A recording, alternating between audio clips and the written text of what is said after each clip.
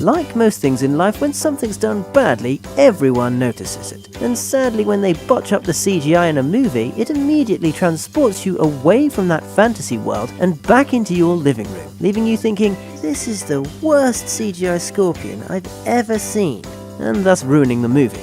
But when CGI is done well enough to not look like a plastic man fighting a bunch of other plastic men, it can really pull you into the story and leave you forgetting that you've just been watching a whole load of CGI. So with that said, here are some Hollywood visual effects you didn't notice were CGI.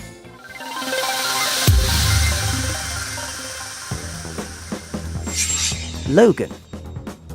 Unlike past X-Men movies, Logan doesn't really have any huge-scale visual effects, and perhaps that's what makes it all the more believable. Aside from a few digital backgrounds, the visual effects were used to achieve smaller things like the impossible but very realistic-looking self-healing skin.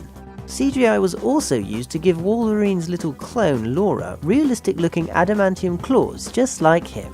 And speaking of claws, CGI was also used to achieve those impressive blows that Wolverine delivers to the bad guys with his adamantium claws. Only this time, unlike the laughably fake previous versions we've had the misfortune to witness in the past, they did them justice.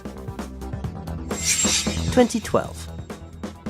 Any good disaster movie pretty much relies on CGI to create those huge scenes of general chaos, and in the movie 2012 there are more than 500 of them. Many visual effects moments in the movie demanded huge computing power, and most of these scenes were multi-layered, meaning they consisted of several different graphics that were later combined to make up the scene in a realistic way, like for example when the plane is flying between huge falling buildings. And due to the high demand in computing power for the sheer amount of CGI needed, they used about 250 of the most powerful computers at the time to process all of these graphics. Actors were filmed in front of blue screens, and some of the sets were designed to shake realistically in order to simulate an earthquake. This blend of real footage and high-quality CGI really helped keep things looking believable. Game of Thrones. One of the most epic scenes in Game of Thrones was when Daenerys, along with a horde of Dothraki and a dragon, completely destroyed a Lannister army.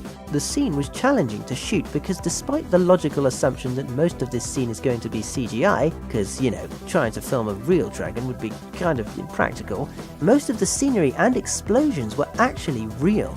The creators actually went all out and took the time to set fire to several extras as well as blow up the wagons with carefully placed charges. They even used real ash to simulate the charred remains of the Lannister army. This all added to the realism of the scene, leaving any major CGI work for the dragon. To get Daenerys to blend with the dragon, they made a real mechanical rig and filmed Emilia Clarke riding it in front of a green screen.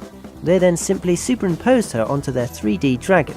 For the scenery, shots from behind the dragon were done with special cameras mounted on cables and drones. This left a very real backdrop for them to more easily superimpose Daenerys and the dragon over the top, giving a very realistic end result.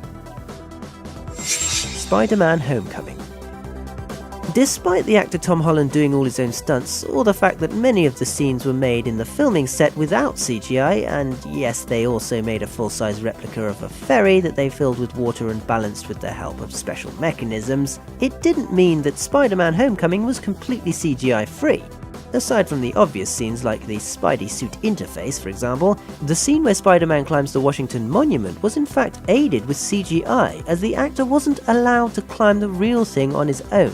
So they built several replica chunks of it for Tom to climb in front of a green screen, and then simply superimposed it onto a Washington backdrop. San Andreas. In order to destroy the state of California, artists had to work hard recreating more than 1,300 scenes with special effects for the movie, such as the destruction of the Hoover Dam, a ton of falling buildings, an impressive wave that wipes out the city of San Francisco, and also the destruction of the Golden Gate Bridge. And no, they didn't do it by filming a bucket of water being tipped over a tiny model replica. The visual effects artists in this movie made a huge effort to achieve such highly realistic results, combining between 4 and 15 images of the same place and even mixing together CGI with real photographs, all in order to achieve these highly immersive disaster scenes that keep you clutching your seat all throughout the movie. Which movie had you fooled? Leave it in the comments section below. For your daily celeb fix, subscribe.